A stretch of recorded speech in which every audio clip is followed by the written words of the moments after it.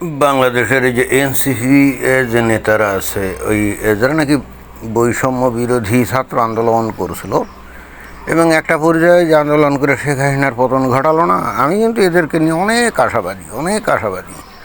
একদিন এরাই গোটা পৃথিবীতে হয়তো ওই মুসলমানদের নেতৃত্ব দিয়ে হয়তো এদের নেতৃত্বে গোটা পৃথিবীতে ইসলাম কায়েম হবে, ইসলামী সাম্রাজ্য কায়েম হবে। এটা অন্তত আমি দেখতে পারি, অন্য কেউ যদি দেখতে নাও পারে, কিন্তু আমি ঠিকই দেখতে পারি।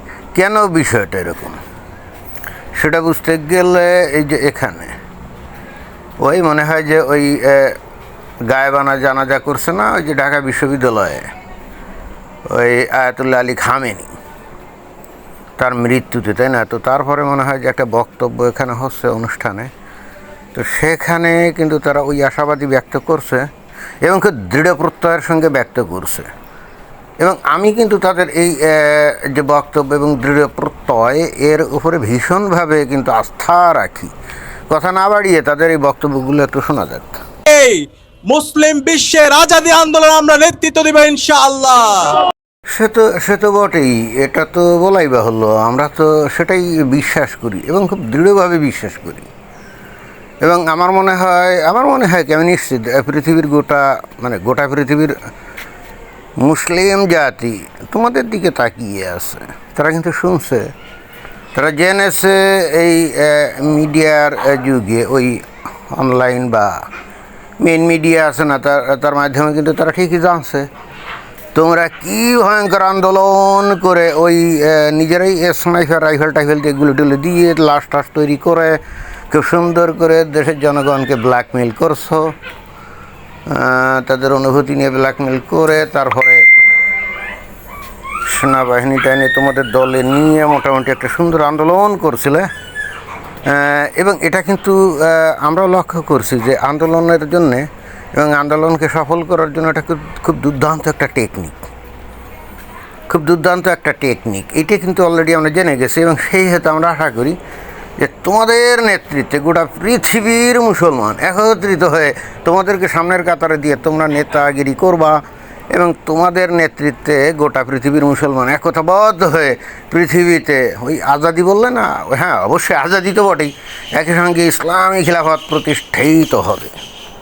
এই ঢাকা থেকে আমরা যে নেতৃত্ব দিব, সেই নেতৃত্বের মাধ্যমে ইনশাআল্লাহ আগামীর ফিলিস্তিন মুক্ত হবে ইনশাআল্লাহ। এইবার তো আমাকে ভীষণ হতাশ করলে। বাংলাদেশ থেকে তোমরা নেতৃত্ব দিয়ে ওই ফিলিস্তিনকে তোমরা স্বাধীন করবা, ইসরায়েলের অস্তিত্ব মুছে দিবা। এটা তো অত্যন্ত সামান্য একটা লক্ষ্য, তাই না? শুধুমাত্র একটা দেশ ধ্বংস করে দিয়ে সেখানে শুধুমাত্র একটা ফিলিস্তিন রাষ্ট্র তৈরি করবা, তো তাতে তো গোটা পৃথিবীর মুসলমানদের তো কোনো মুক্তি হলো না। মানে এত সামান্য লক্ষ্য উদ্দেশ্য তোমাদের থাকবে, আমি তা বুঝি নাই। যেভাবে প্রথমে তোমরা বক্তব্য দিচ্ছিল, আমার তো মনে হচ্ছিল যে গোটা পৃথিবীতে ইসলাম কায়েম করবা, গোটা পৃথিবীতে ইসলামী খিলাফত কায়েম করবে। আমার কাছে তো সেটাই মনে হচ্ছিল। এই জন্যে আনন্দের আতিশয্যে আমি কিন্তু ওই বক্তব্যটা আগে দিয়েই ফেলছি, কিন্তু পরে এসে তোমরা যা বললে এতে আমি কিন্তু ভীষণ হতাশ। তোমাদের লক্ষ্য উদ্দেশ্য যদি এত সীমাবদ্ধ থাকে, এত সংকীর্ণ থাকে, তাহলে তো তোমাদেরকে নিয়ে আমরা স্বপ্ন দেখব না। আর তাছাড়া ভাতিজারা, তোমরা যে বললে যে তোমরা তোমাদের নেতৃত্বে, অর্থাৎ তোমরা যারা এখন এই বাংলাদেশে দাবড়ে বেড়াচ্ছ, পুলিশ অনেকগুলোকে হত্যা করছো, এখন নাকি বিচার টিচার হবে না, সেটাই হওয়া উচিত। তোমাদের উপরে কারো ক্ষমতা আছে নাকি? আরে কিসের পুলিশ হত্যার বিচার? এই পুলিশগুলা আমরা দেখছি না যে এই তোমাদের আগে খোদ আওয়ামী লীগের আমলে এই পুলিশগুলোকে মানুষ গণ্য করতো নাকি? একেবারে সাধারণ মানুষের সাথে এরা গরু ছাগলের মতো আচরণ করতো। হ্যাঁ, এটাই সত্য কথা। এবং এই জন্যই বস্তুত যখন এই তোমরা পুলিশ পিটায় হত্যা করতেছিল না, এদের সে সাধারণ মানুষজন কিন্তু খুব দুঃখিত হচ্ছিল না, এটাই রিয়ালিটি। কারণ ওই সাধারণ মানুষগুলো ওই পুলিশদের কাছে এমন দুর্ব্যবহারের শিকার হতো, এগুলো ছিল কল্পনাতীত। এটি বাস্তবতা। যদি কোনো পুলিশ ভাই আমার বক্তব্য শুনে থাকেন, নিশ্চয়ই আপনারা সাক্ষ্য দিবেন, তাই না?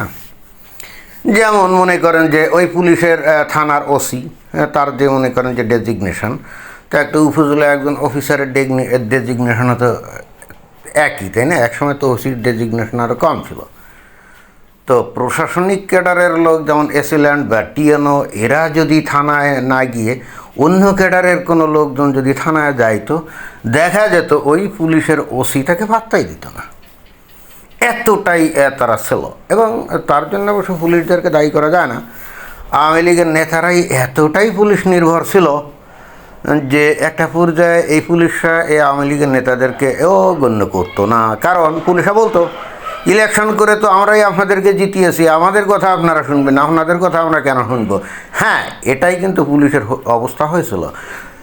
অবশ্য পরবর্তীতে অনেক পুলিশকে যখন পিটিয়ে হত্যা করা হলো, আগুন জ্বালানো হলো, সেটা অবশ্যই লোমহর্ষক ভয়াবহ দৃশ্য, যেটা আমরা মোটেও কামনা করিনি, যেটা আমাদের কল্পনা করতেও কিন্তু গা শিউরে যায়, সেটা আমরা জানি। আমাদের খারাপও লাগছিল। ঠিকই আছে, পুলিশ খুব উদ্ধত আচরণ করতো, মানুষে গরু ছাগল মনে করতো, কিন্তু তাই বলে সেই অপরাধে তাদেরকে পিটিয়ে মেরে তারপরে আগুন দিয়ে পোড়াতে হবে, সেটাও সমর্থন করা যায় না। তো যাই হোক, আমি প্রসঙ্গান্তরে ঘটনাটা বললাম আর কি, যেহেতু বিষয়টা চলেই আসলো। তো এখন যেখানে তোমরা পুলিশকে এরকমভাবে নাস্তানাবুদ করছো, তাদেরকে একেবারে দৌড়ের উপরে রাখছো, এবং এখন কিন্তু পুলিশ সাধারণ মানুষের সাথে যথেষ্ট ভদ্র আচরণ করে। আমি শুনছি আগের মতো ওই রকম মানে জমিদার স্টাইলের বা মোগল সম্রাটের মতো আচার আচরণ করে না। ওই যে গুতা পড়লে আর কি যা হয়, এবং এখন থেকে পুলিশরা যদি সেই আচরণ করে সেটা ভালো হবে। আমি পুলিশ ভাইদেরকে বলতে চাই, ভাই আপনারা জনগণের টাকায় বেতন পান, বুঝছেন? মানুষের কাছ থেকে ঘুষ টুস নিয়ে লাখ লাখ কোটি টাকা আয় উপার্জন করে যদি ভাবেন যে জনগণের ট্যাক্সের টাকায় তো আমরা চলি না, আমরা তো নিজেরা ইনকাম করে চলি, অর্থাৎ পাবলিকরে মূল্যায়ন করবো কেন? আরে ভাই, চোর শেষর ডাকাত চোরা কারবারি আপনাদের কাছে ঠিকই সম্মান পায়, কিন্তু আমাদের মতো ভদ্র লোকজনরা কোনো কাজ কামে গেলে আপনাদের কাছে আমরা সম্মান পাই না। এখানেই সমস্যাটা, বুঝছেন? কারণ চোর শেষর বদমাস চোরা কারবারি আপনাদেরকে টাকা দেয়, অতএব এই জন্য তাদেরকে আপনারা অনেক সম্মান করেন, কিন্তু আমাদের মতো ভদ্র লোকজন কোনো প্রয়োজনে থানায় গেলে তো আপনারা আমি টাকা দেবো না, তো অতএব আমাদের সাথে তুচ্ছতাচ্ছিল্য আচরণ করবেন। কেন এটা করেন? আপনাদের তো বোঝা উচিত, তাই না? আপনাদের উপরে এই যে এনসিপি বলেন আর বৈষম্য বিরোধীদের এত ক্ষোভ কি এমনি এমনি ছিল নাকি? আপনারা যে মানুষের উপরে গুলি টুলি দিচ্ছিলেন, মানুষজন মারা যাচ্ছিল, ওটাও কিন্তু মূল কারণ ছিল না, জানেন? আসল কারণ ছিল আপনারা যে আচরণ করতেন, ওই জন্য আপনাদের উপরে ছিল ভয়ঙ্কর রকমভাবে মানুষের আক্রোশ, যে হাতে পেলে আপনাদেরকে একবার সাইজ করে দিবে। এটা কি বোঝেন আপনারা? জায়গায় ধান ভান থেকে কেন শিবের গীত গেয়ে ফেললাম। তো যাই হোক, এই যে এই এনসিপির ভাতি যারা সারা দুনিয়ার মুসলমানদেরকে নেতৃত্ব দিয়ে এখন ফিলিস্তিন রাষ্ট্র গঠন করবে, কিন্তু ভাতি যারা একটা বিষয় তো ভুলে গেছে মনে হয়। ফিলিস্তিন পর্যন্ত যাইতে গেলে তো তোমাদেরকে সর্বপ্রথম ভারতের উপর দিয়েই যাইতে হবে, তাই না? তুমি যদি বিমানে যাও তাও ভারতের উপর দিয়ে যাইতে হবে, ডাঙ্গাপথে গেলেও ভারতের উপর দিয়ে যাইতে হবে, তাই না?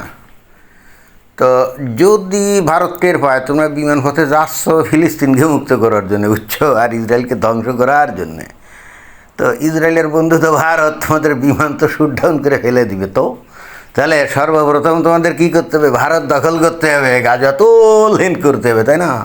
তোমাদের তো ডাক দেওয়া উচিত ছিল গাজাতুলহীনদের জিহাদ, তাই না? তারপরে আশা করা যায় যে তোমরা ওইগুলো করবো। তো সেইটা ডাক না দিয়ে এখান থেকে ফাল দিয়ে কি তোমরা প্যালেস্টাইনে চলে যাইবে নাকি? বুঝলাম না। যাইকে বুঝি কম, তোমরা তো অনেক বোঝো ইদানিং, তোমাদের উপরে তো আর কোনো বোঝনদার নাই। আমরা আশা থাকলাম। ধন্যবাদ।